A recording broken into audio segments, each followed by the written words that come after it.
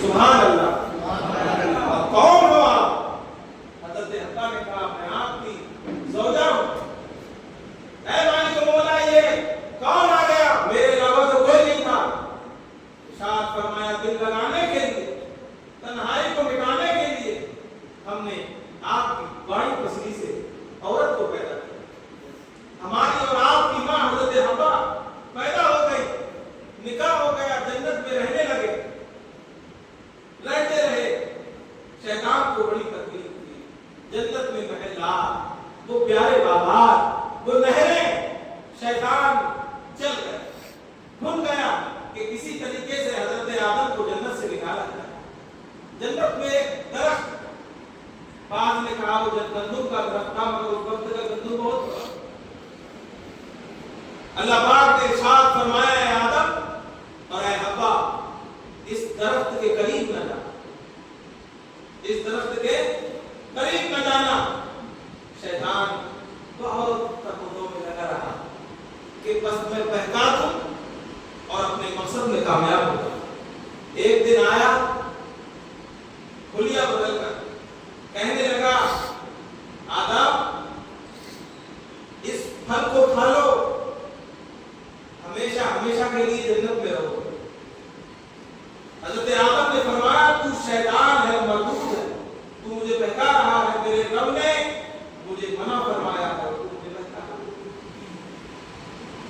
चला गया, फिर आया, फिर कहने लगा अल्लाह की कसम खाकर के कह रहा हूं, शैतान है हाँ, अल्लाह की कसम खाकर के कह रहा हूं ऐ आदम अगर इस दरख्त के फल को खा लोगे तो आदम कभी जन्नत से निकाले न जाओ। अब मुझे बताओ ऐ सुन्नी मुसलमान, जो जन्नत में जाए उसका दिल आने को वापस आने को करेगा? हरगिज़ नहीं, हरगिज़ नहीं, बिल्कुल नहीं। हजरत आदम तो शैतान को समझ रहे थे कि ये बहका रहा है। हमारी और आपकी माँ हजरत अम्मा हव्वा रज़ियल्लाहु ताला अन्हा, उन्होंने कहा ऐ हजरत आदम ये अल्लाह की कसम खा रहा है, अगर कोई अल्लाह की झूठी कसम कैसे खा लेगा? चलो ऐसा करते हैं, जब ये कसम खा रहा है तो ऐसा करते हैं अपना इस दरख्त के फल को खा ले। खा लिया। अल्लाह पाक ने इरशाद फरमाया आदम और हव्वा जन्नत से निकल जाओ। यहाँ मैं एक बात अर्ज करूंगा, मैं इस मौजू को इसलिए लाया हूं कि इस मौजू से ही हमारा पूरे जिक्र शुहदाए करबला का ताल्लुक है। ऐ आदम हव्वा जन्नत से निकल जाओ, उतार दिए गए। और मेरे बाप और आपके बाप जद्दे आला हजरत आदम सबसे पहले अगर कहीं तशरीफ लाए तो हिंदुस्तान की जमीन जिसको श्रीलंका वो अलग हो गई, पहले वो एक ही थी, सरहदीप, वहां पर तशरीफ लाए। सुभान तारीख का एक चैप्टर सुना, जरा झूठ के बोलो सुभान अल्लाह। वहां तशरीफ लाए, हजरत हत्ता को रूह उतारा। अब क्या हुआ? अब सुने गौर से, जाने कायनात का कलमा पढ़ने वालों, मेरे प्यारे नबी के आशिकों सुनो गौर से। उतार दिए गए जन्नत से। अब हजरत आदम जाहिरन इसको गलती भी नहीं कह सकता, तकादे बशरियत, खताए इज्तिहादी की कुछ लोगों ने नाम से इसको नाम से कहा कि ये खताए इज्तिहादी है और इससे अलग कुछ नहीं कह सकते। और बल्कि खताए इज्तिहादी भी ना कहो, बल्कि यूं कहो ये तो मर्जी मौला है। अल्लाह पाक ने फरिश्तों से फरमाया था फरिश्तों मैं जो जानता हूं वो तुम, जुमला दोहरा दो, मैं जो जानता हूं वो तुम, इसको याद रखना है आपको इंशाअल्लाह। हजरत आदम रब की बारगाह में अर्ज कर दे मालिक मौला गलती हो गई, खता हो गई, परवरदिगार आलम माफ फरमा दे, माफ फरमा दे। रोते रहे दुआएं मांगते रहे। ऐसा सज्जाद के कईयों मुसलमानों में अर्ज करना चाहता हूं, वो सारी कायनात के बाप है, वो नबियों के भी बाप है और नबी मासूम होते हैं, उनकी गलती नहीं होती, वो कोई गलती नहीं करते हैं, वो खताओं से वो गुनाहों से माफ होते हैं। लेकिन फिर भी हजरत आदम रब की बारगाह में रो कर गिड़गिड़ा कर दुआ कर रहे हैं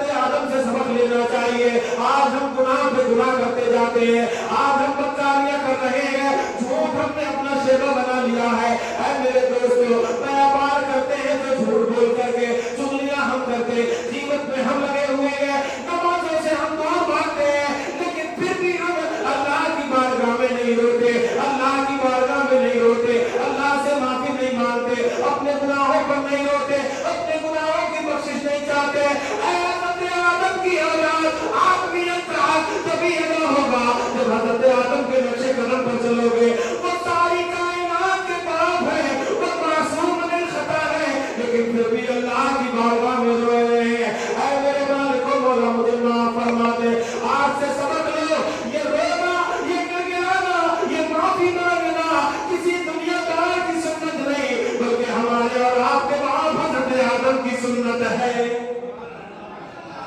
ये रोया करो, गिड़गिड़ाया करो, है मौला तू ही माफ फरमाने वाला है। और अल्लाह पाक इरशाद फरमाता है इन्नहु हुवत तव्वाबुर रहीम। अरे अल्लाह के सिवा तुम्हें कौन माफी देगा? वही तो माफी तौबा कबूल फरमाने वाला और रहम फरमाने वाला है। हज़रत आदम रोए, कोई माफी नहीं, लेकिन अल्लाह पाक ने फरिश्तों से फरमाया तब मैं जो जानता हूं वो तुम नहीं जानते। आप रोते रहे। हज़रत आदम को याद आया है मोमिनो, गौर से सुनो। हज़रत आदम को याद आया, सोचने लगे हाँ क्यों ना उस नाम के वसीले से दुआ मांगी जाए जिसको मैंने अर्श मुअल्ला पे लिखा देखा है। अरे नाना का जिक्र हो रहा है हुसैन के, और आप सो रहे हैं। जरा झूम करके बोले सुभान अल्लाह। या हुसैन अल-मदद, या हुसैन अल-मदद। क्यों ना उस नाम के वसीले से दुआ मांगी जाए। जरूर वो नाम अल्लाह के नजदीक बड़ा प्यारा है, बड़ा महबूब है। हज़रत आदम ने अर्ज़ किया मालिक मौला मैं तेरी बारगाह में दुआ करता रहा, मैं तेरी बारगाह में रोता रहा, ऐ मेरे मालिक मौला तूने मुझे बख्शिश अता क्यों नहीं की? ऐ परवरदिगार आलम अब सुन ले, अब मैं उस नाम के वसीले से दुआ मांग रहा हूँ। ऐ मालिक मौला मुझे किसी के वसीले। हज़रत आदम ने अर्ज़ किया मालिक मौला ये जो नाम है ये नाम मोहम्मद है। ऐ मालिक मौला इस नाम मोहम्मद के सदके में मुझे माफ फरमा दे। परवरदिगार आलम ने तौबा कबूल कर ली। अब पूछो, रब ने इरशाद फरमाया आदम ये नाम तुमने कहां से पाया? ये नाम कहां से? अरे मैंने इस नाम को छुपा करके रखा है, मैंने इस नाम को अपने नाम से जोड़ करके रखा है। ऐ आदम मैंने इस नाम को अर्श मुअल्ला पे लिख रखा है। ऐ आदम तुमने इस नाम को कहां से याद कर लिया? ये नाम तुम्हें कहां से मिल गया? हज़रत आदम ने अर्ज़ की ऐ बारे इलाह, ऐ मालिक मौला जब मैं जन्नत में रहता था मैंने आसमान की तरफ मैंने ऊपर को निगाह उठा करके देखा, मैंने अर्श आज़म की तरफ निगाह उठा करके देखा तो परवरदिगार आलम उधर एक बहुत प्यारा कलमा लिखा हुआ था जिसमें लिखा हुआ था ला इलाहा इल्लल्लाह मुहम्मदुर रसूलुल्लाह। मैं समझ गया कि जिस नाम को अल्लाह ने अपने नाम के साथ जोड़ रखा है वो किसी ऐसे वैसे का नाम नहीं हो सकता, वो अल्लाह के सबसे महबूब का नाम है। अल्लाह की बारगाह में सबसे ज्यादा, सबसे अजीज है, सबसे प्यारा है, सबसे महबूब है, ये उसका नाम है। ऐ मालिक मौला मुझे मालूम है कि तूने अपने नाम के साथ जिसका नाम जोड़ा है वो मुझसे भी ज्यादा अफजल है। सुभान अल्लाह। ऐ परवरदिगार आलम उसके नाम के सदके में मुझे माफ फरमा। इसीलिए हम कहते हैं हुजूर का वसीला देकर के दुआएं मांगा करो। मौलाना मोहम्मद साहब की तवज्जो चाहता हूं, किसी दो पैरों के जानवर ने लिखा गुस्ताखी यूं की कि वसीला जायज नहीं। इब्ने तैमिया ने लिखा वसीला जायज नहीं, न नबी का, न वली का, न अली का, किसी का वसीला जायज नहीं। ऐ दो पैर के जानवर सुन ले अल्लाह ने जहन्नम भी तेरे लिए बनाई है, अल्लाह ने जहन्नम इनकार करने वालों के लिए बनाई है और मानने वालों के लिए जन्नत बनाई है। तूने कैसे कहा अगर अल्लाह ने अक्ल दी है तो फैसला कर, वरना तुझसे अच्छा तो वो दरख्त है। वो दरख्त जब यहूदी कहे ऐ दरख्त, उलमा इकराम की तरफ ऐ दरख्त तुझे वो मोहम्मद अरबी बुला रहे हैं, तो दरख्त ने चू चला नहीं की बल्कि दाएं हिला, बाएं हिला, आगे हिला, पीछे हिला और जब के समीप चलता हुआ हुजूर के कदमों में आ गिरा। फकीर ने वो जगह देखी है, पिछली साल जाना हुआ वो जगह देखी है, वहां मस्जिद बना दी और मस्जिद का नाम रखा मस्जिद शजर। शजर का माना आता है दरख्त, पेड़, मस्जिद शजर। अब मैं कहता हूं वो दरख्त वो बेजुबान محمد عربی کی آ جائے تو اللہ بے زبانوں کو زبان دے دیتا ہے اور بے جانوں کو جان عطا کر دیتا ہے۔ جب بات آ جائے تو ابو جہل کی مٹھی میں کنکر بھی بول پڑتا ہے۔ پھر تم نے کیسے کہا وسیلہ جائز نہیں؟ میں کہتا ہوں سنو، وسیلہ مانگنا اور وہ بھی ساری کائنات کے مرکز عقیدت کا نام لے کر کے کسی کی سنت نہیں، بلکہ میرے اور آپ کے والد ماجد جد اعلیٰ حضرت آدم صفی اللہ کی سنت ہے۔ سبحان اللہ، اس کے نام سے، حضور کے نام سے۔ اچھا، آپ کے سمجھ میں آ رہی ہے؟ مزہ آ رہا ہے آپ کو؟ کچھ حد تک میں آپ سے کچھ کہہ پا رہا ہوں، اللہ پاک بولنے کی توفیق عطا فرمائے۔ یہ حضرت آدم ہے، حضور کے وسیلے سے دعا آ گئے، تلاش کرتے رہے ایک دوسرے کو، ملے جا کر کے، کہا میدان عرفات میں، میدان عرفات میں جہاں حاجی جاتے ہیں، اللہ پاک قیامت کے دن اس کو میدان حشر بنا دے گا، حشر بنا دے گا، وہی میدان پھیل جائے گا، حساب و کتاب اسی میدان میں ہوگا۔ اللہ پاک نے ارشاد فرمایا فرشتوں آدم کو تو پیدا فرماؤں گا، کیوں؟ کیونکہ میں وہ جانتا ہوں جو تم، زور سے زبان سے بولو، وہ جانتا ہوں جو تم نہیں جانتے۔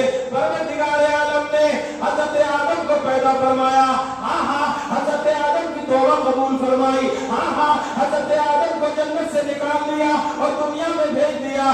یہ غلطی نہیں بلکہ یہ تو مرضی مولا ہے، یہ میرا رب چاہتا تھا کہ آدم ایسا کر لے، آدم ایسا کر لے، آدم ایسا کر لے، پھر میں کسی بہانے سے حضرت آدم کو جنت سے نکال دوں، اور جب یہ جنت سے نکلیں گے ان سے نسل انسان پیدا ہوگی، آگے کو بچے پیدا ہوں گے، پھر نسل بڑھتی جائے گی، تعداد بڑھتی جائے گی۔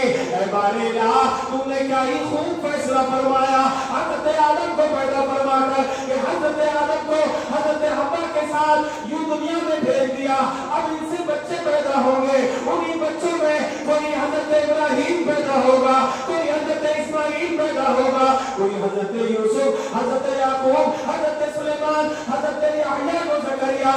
1,24,000 یا کموں میں 2,24,000 انبیاء کو پیدا فرمانے کے بعد میں انہی حضرت آدم کی نسل اپنے محبوب جناب محمد رسول اللہ کو پیدا فرما دوں گا۔ یہ فرمایا تھا میں جو جانتا ہوں وہ تم نہیں جانتے، اے فرشتوں، میں آدم کو پیدا فرماؤں گا اور آدم کی پشت سے، آدم کی نسل سے اپنے محبوب کو پیدا فرماؤں گا۔ اور پیدا فرمایا حضرت ابراہیم خلیل اللہ کی نسل سے حضرت ابراہیم اسماعیل کو، حضرت اسماعیل کی نسل سے میرے آقا کو پیدا فرمایا۔